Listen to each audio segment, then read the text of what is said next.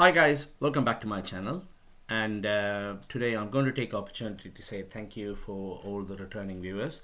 And this is a re-recorded session of my maths practice assessment 1 part 2, which is the Excel workings. Unfortunately, the videos I have uploaded in the past had some problem with the volume, and therefore they were unusable, and students asking for the new one. I just gave up hope on it because I had some problem with the software I was recording on.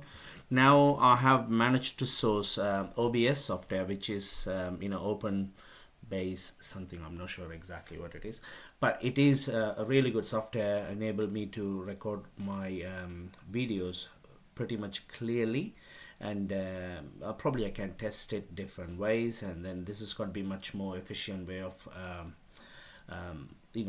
producing new content for you guys in this channel. And then I'm hoping by end of this month I would start something called my 5-minute drills, 5 minutes accounting drill for the AAT, which I'll be going through certain concepts of accounting within 5 minutes with an example question, just to give you guys. It's like a more of a just before you go to the exam, you can watch those videos, enable for you to have a look at something of a a final revision, and to test your understanding a little bit better. So let's get on with this one, get this over with, because it's been dragging for too long. So I'm going to the Excel bit there now, and I have the spreadsheet opening up. Let me just check whether I have the right spreadsheet now. Yeah. So let's see, the software is also recording the right way. Okay, let me bring the question up now, like this way. Then it doesn't override with the other video. Let me just check which one is showing here.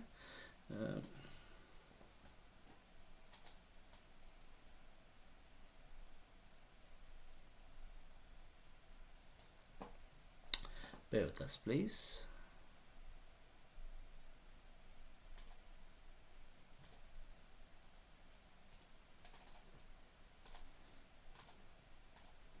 Yeah, got the question up and running now, and hopefully this will allow us to carry on with our work. Okay, yeah, that's fine.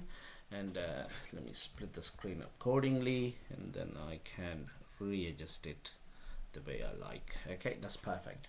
Okay, now let's work on this question. It says here, Mac Office Supplies Limited is a supplier of office equipment and stationery. The owners of the business would like a budget preparing for the next quarter for the sale of all current inventory, as they are looking to promote new ranges. So we're looking at it here now. Inventory held in 2 locations, the warehouse and shop, and the inventory count has taken place in both locations at the end of accounting period. So if you notice that here, warehouse and shop has both of that information of all the particular products they have in stock. So they're saying here on the summary sheet in column B, use a formula to identify the total number of items held by linking the appropriate items in the warehouse and the shop worksheets. So all you need to do, go here, find the column which is column B, and the first cell here, I'm going to say equal to, the first one is going to be in the warehouse column number B, but number 3, the row number 3 there. And then we go back by pressing plus, and then on the summary sheet, if you noticed, we need some more information which is found on the shops, and on there we pressed 3. Now if I press enter, it will bring up my formula as warehouse column B cell 3, and then shops column B cell 3, and then both added to 49. If you notice that here it's 45 here and 4 here, and what it does give you on the summary sheet, all of that together as 49. There is a way you can infill all of these columns, the column B to the all together. Some people just say drag and drop, some people just copy and paste, but I have a shortcut for you there. Can you see here, when I move the cursor over to the bottom right hand corner, you see a small cross there. So when you see that one, it gives you an option to double click it. What it does, it populates all the rest of the column with any relevant data to give that figure there. I don't need that at the moment, so I delete that one because the total is actually at the moment 0. So you know, we don't have no total columns at the end of it because they haven't totaled it up. So here all the way up to the last line, which is 76 on the row there, it has warehouse B75 and shop B75, so which is exactly the same way where your data is here 8 items, and the look at the last one is 1 item. Altogether on your summary it should show you 9 items, which is 100% right. So they're saying here executive chair red back has a fold and can no longer be sold. Delete the row containing this item. So what are you going to do? We're going to look for that executive chair red black. You can do this way, or also you can search for it. Go here, search, find. We're saying here what is that, red back. So I'm going to say red back, search it. It has found it. That's nothing else. There's only one, and we have that option. What do? You go to that cell adjacent to that, the row there, and row number 48, right click on that and then press delete. What it does, it brings the column or the row up a line, so that way it is now replaced by that figure. So now if you noticed, now before that it was saying 46 46, but the next one is 48 48, which is exactly right because we lost the data for line 47 on our what do you call the origin sheets there. So there is no data for the red chair, so which is absolutely fine. We still retain everything else. So now they're asking you in the summary sheet, all the inventory items have a current selling price, which you can see there. What I'm going to do, I'm quickly going to freeze the data. So here, if I'm going to go view, click on freeze panes, from this cell, what it does, it freezes anything above and then anything on the side. Like if I go this side, this whole column and this the headings, they're all frozen. In that case, we can scroll up and down now. So let's have a quick look at it, what we can do to fill the data in. So they're saying here the owner, business owners would like to see all products sold for a minimum price of cost plus 35%. So there is a way you can put that information from the cost. What is your minimum selling price? Sorry, the selling price, cost plus 35%. So there is a way you can do it. There are multiple different formulas. One of the formulas is simply find the cost price, multiply by 135%. So that means it adds 35% on top of your original cost price. It gives you that. Sometimes people also can do equal to this cell, which is the original price, plus the original cells here, multiply by 35%. You can do that as well, but for this one you have to put a bracket. If you don't do a bracket, let's see, that formula might not be effective. So this scenario, we're getting the same answer as before, but it shows you original price plus 35%. But I'm going to stick to my original calculation, which I have done 135%. The same trick again. Double click on here and it put the price all the way down there. I don't need this one, so I delete that one. Okay. So what you can see here, it has given you a selling price plus the cost price, at the cost price plus 35% there. But the third scenario saying on the column F, we have to choose an if statement which selects each line the higher selling price. It's going to be either this or that, whichever the higher price, it has to go here. That is your minimum selling price. So I'm going to have a quick look at it. I'm going to show you a trick again. Press on the FX button. On the FX button you have if formula there. Okay, let me see on the OBS that shows up. No, it's not showing up on the OBS screen. yeah, I should say instead of that,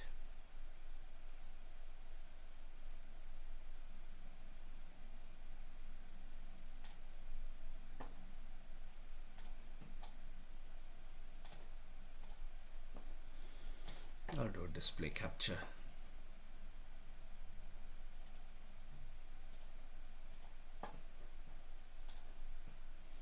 Yeah, that should show you the the the screen where we have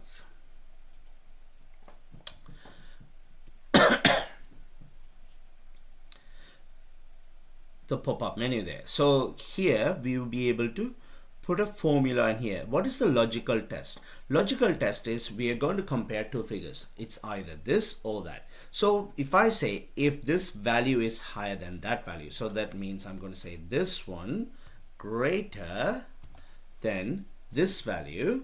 In that case, the greatest value should be your answer. So the greatest value will be that. Otherwise, the smallest value will be that one. So here it proven that given you the highest of that number. So here comparing these two, this is the highest number and that is the answer. Now if I'm going to double click on it again, can you notice the next one? Here this is the highest number that has now shown here. On the third one, this is the highest number that's showing there.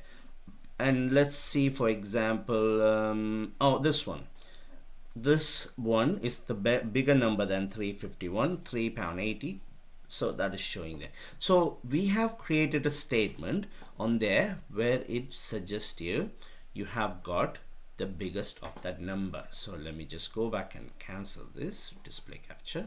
So we come back to my original screen again. Okay, so here what now I have to do, I have found which is the biggest price of either of these two options. In column G, I need a formula to calculate the total cost for each items held in inventory. So the total cost is going to be original price, which is here, cost of item, multiply by that. So here that is going to be equal to this multiply by that figure. So if I notice now, that is the total cost. Okay, so that is the total cost, and I'm going to double click on it and I find all the total cost here. So I don't need any of it, so I'm just going to delete them now. I don't need them, but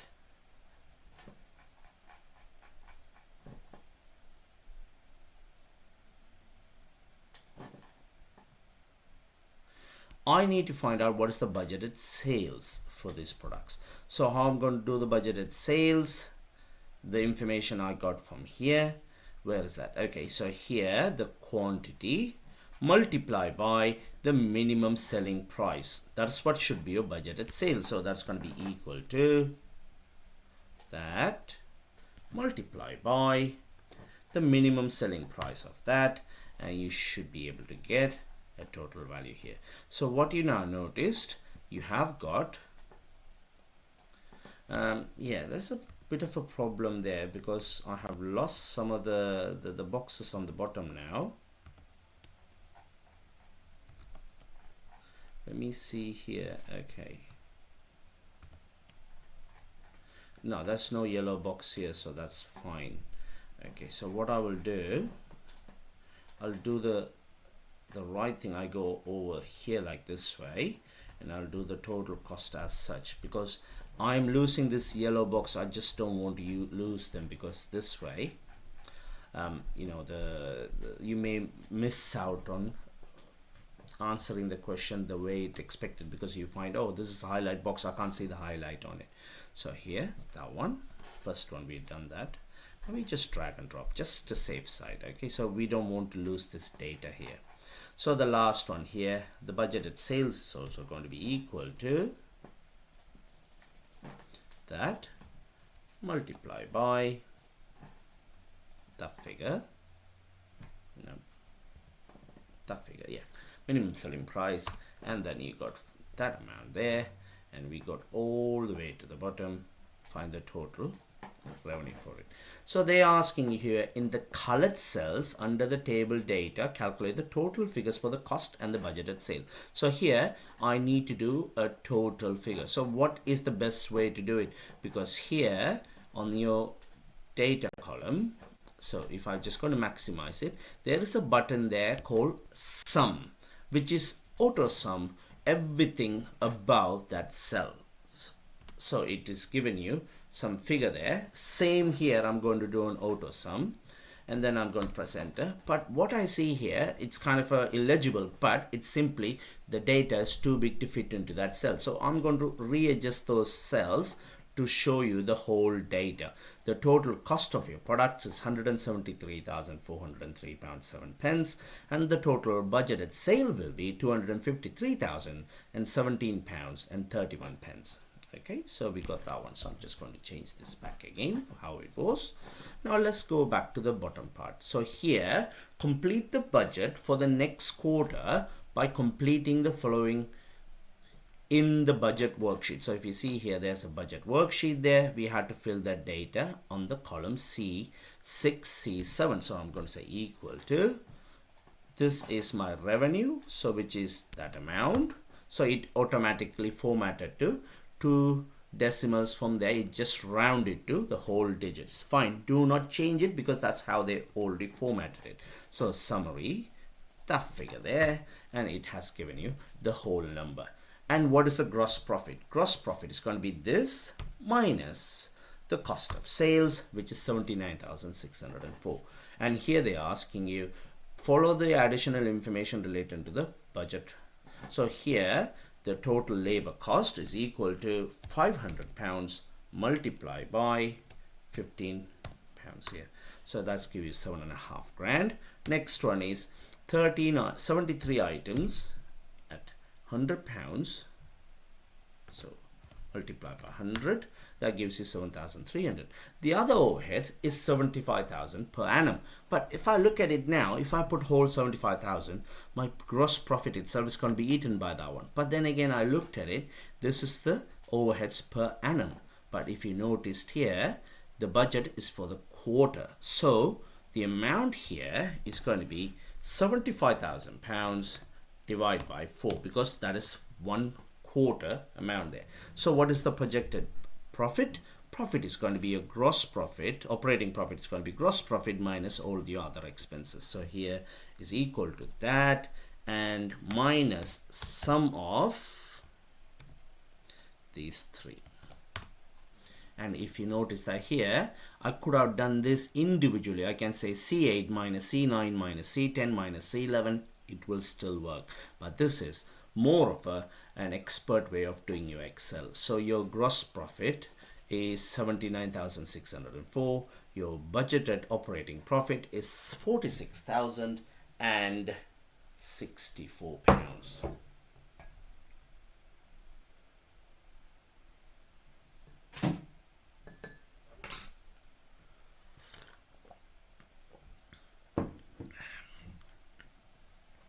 And now, if you move on, yeah, we have already calculated that one. Calculate the budget of the operating profit and C12 for the sale existing inventory. Now, what you noticed, if I press the answer button, you don't have to do anything with that file. The file will be automatically uploaded and it will create a new file. So here, the Windows, it is now recreated it again in a sense as a new file. Okay, so that new file is again came up online. So yeah, we have both of them available for you. And then what we're going to do, we're going to work on the next question.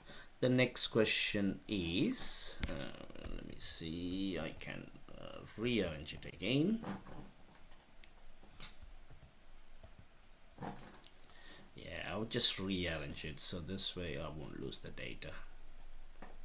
Okay, that's fine. Now let's see here the next question. The first part they're saying here,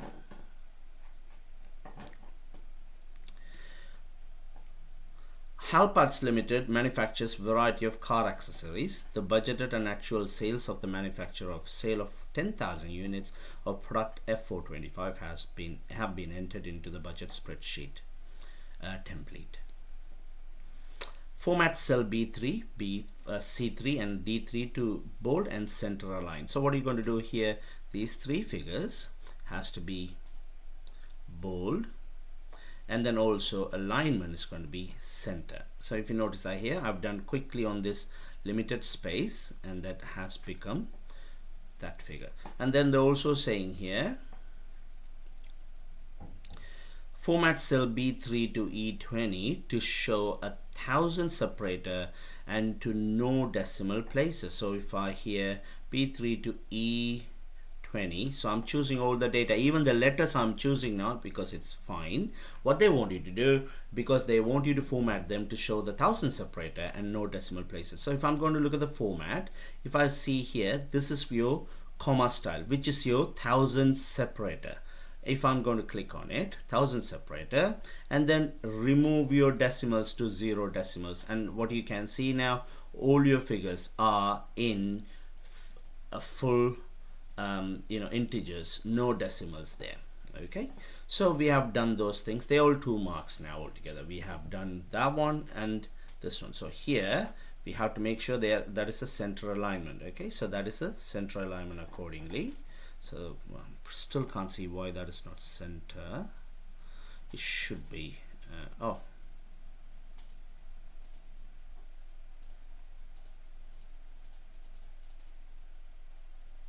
I did say center, but it's not exactly showing as center, but that's fine. It's not left aligned. That's the important thing. Next one. So maybe the file. Yeah, now it is showing slightly different. I'm not sure though why it's not showing as not center. Okay, that's fine. Let's work on this next question. Calculate the operating profit. So let's see here, the alignment works here. It does say center, margin center. Yeah, it is center. Excel sometimes weird. It doesn't show you the center alignment. It shows now, but if I move it away, it's just push it back because maybe the comma, maybe. They want you to calculate the operating profit and the variance in cell B20 to E20 using appropriate formula. So here they want you to find B20 to E20. So all these three, they want you to find the profit and the variance in cell B20 to E20. So what are you going to do? We're going to say this minus the total cost. It will be that one. So I'm going to do that for all these three. Okay, but this scenario, it's not going to be same. Why? Your variance is going to be the total of all the variance you see there. So we'll see that in a minute. Or what we can do, the actual minus the budget, because if it's a positive variance, it will show you as, but we'll prove that bit later. I'm going to keep it as it is and let's prove it bit later. Okay, so next cell they're asking you, correct the formula and in cell C8, use the formulas in cell C13 to C16 to flex the budget. So now looking at that here, there is an incorrect formula. What is the formula saying here? If I double click, it shows B8 divide by B3 divide by C3. It makes no sense because you're going to divide that by B3, which is fine, but then you have to multiply by C3 because that way it gives you the new level of your sales, because if you divide it twice, it's going to be multiple decimals. Okay, so here instead of a division, I'm going to make it as a multiplication, and it straight away gives you the flex budget figure for your sales. So what you can do now, you have to think about the next few of them will also have the same data. But what you also have to remember, these two figures are fixed. Why? That is your original and that is your flex budget. So when I'm going to do the formula here, I'm going to click on B3 and B3 and C3. I'm going to make them absolute cell references. Like I'll press F4 button next to those two cells. What it does, it made that formula as absolute. So what I'm going to do, I'm going to copy that formula and then I'm going to paste for everything. Okay, so when I paste for everything, if you noticed, your formula has been done by flexing these figures.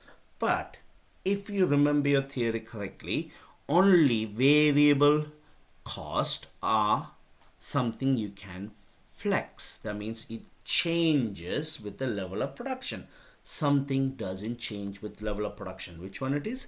Your fixed production overhead. So in that scenario, that formula, even though it is correct for the previous ones, it should not be. It is simply that figure. So it doesn't get flexed at all. Okay, so that one will remain the same when it comes to it. Now, if you noticed, your flex budget has given you a expected profit of £188,030, but the real profit is £190,450. So realistically, you have a favorable variance. You have more profit than you budgeted for. So you see, I proved it correctly by checking the actual against your flex budget to find your operating profit as such. But now let's look at the next one, using the formula to calculate the variance to the flex budget on E8 and E13 to E16. How I'm going to find it? Remember, variance is always considered favorable if your actual income is less than your flexed budget or budgeted income. Your actual expense is lower than your budgeted expense. So the formula has to be different for both type of options there. So here, this minus that will give you that. But on this scenario, it's going to be this minus that, which is the negative side, because obviously you know your budgeted expense is that, your actual expense is that, so it is a negative variance. So for these three, the rest of them, I can just drag and drop to find there are two adverse variance and two positive or favorable variance. But your sales variance is higher, and if you add all of your variances, it should give you that figure. Let's prove it. Equal to that plus sum of these three, 2,420, which is exactly correct. If you notice, if you add these two also, you should get the same variance here. Okay, variance is something you add together. Here you minus to find that figure. This minus that. But when it comes to variance, you total the variance to find what is the total variances. Okay, it makes sense, I hope. Now look at the next one. The variance are classed as significant if they are adverse or they exceed 2% of the flex budget.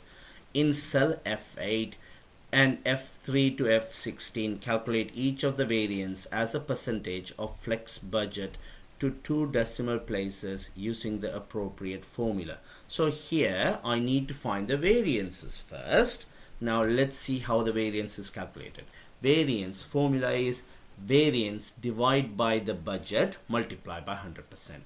I can do this a couple of different ways. Okay, so here I'm going to make it bigger. I'm going to say this divide by that, enter. If you see a decimal figure, what you can do? You can change that accordingly here as a percentage. If I notice that here, I have an option for percentage. It given me 1.19, and they want your answers to 2 decimal places, which I have done. So I'm going to copy this formula, and then I'm going to paste these 4. So I'm going to paste it. If I notice now, my variances are calculated against the budgeted figure multiplied by 100%. Sometimes you may do this way, sometimes also you may do multiply by 100%. If I done that, I will still get the same answer, but the best way to do it is you use the option of percentage. Here you see that button of percentage, it will automatically convert that numbers into a percentage. Okay, but the next part. It's a bit sophisticated. It's asking you, say here, in different color, highlight all the variances which need investigating. So what do you need to do? You need to find a way to isolate any of the variances are below 0, which is a negative number, and anything above 2%. So in this scenario, these three are the ones you need to highlight. But I can highlight it individually, or I can do something called a conditional formatting. So here, conditional formatting. So let me switch this to my display capture. So here, the conditional formatting, the button here on the home, and you're going to look at new rule. What is the rule I'm going to do? I'm going to say the format any cells that contain cell value not between 0 and 2%. Okay, and there I'm going to highlight by filling that box with a particular color, for example yellow. If I've done that way, and if I press OK, what you notice, these three cells, which is absolutely correctly highlighted by saying they're either below 0 or above 2%. Okay, and I can say this is what they mean by highlighting. I could have done it manually. I could have just gone there, these two and that, and then I just could have done, yeah, color, choose a color. Yeah, I could have done it that way, but I didn't. I just used a conditional formatting instead. Okay, so the conditional formatting is a really good way of doing it, because in case any of your variance changes, that will automatically allow you to change this answers as well. Like for example, this actual cost, you know, the fixed production cost, I'm going to say, for example, 18,500. Okay, what it does, it changes that figure. You don't have to even go back and highlight it. It just automatically stick to your conditional formatting. So we have done that all now, and the last part, they're asking you to protect this worksheet, but do not enter a password when setting up a production. So what are you going to do? We're going to click on review, click on protect sheet. So if I'm going to click on it, it comes up with the drop-up menu, and I'm going to press OK. So once you protected that sheet, you cannot change anything. Can you notice if I'm trying to change, it comes back with an what is that again, a warning message saying the sheet is now protected. So that's it now for guys, and yeah, well, I'm pretty sure once you completed answer, you should be getting full marks for this exam questions. You have 16 marks for the first one and 16 for the second. It is 32 marks out of 120, which is almost, I think, relevant about 26 of your 100 marks.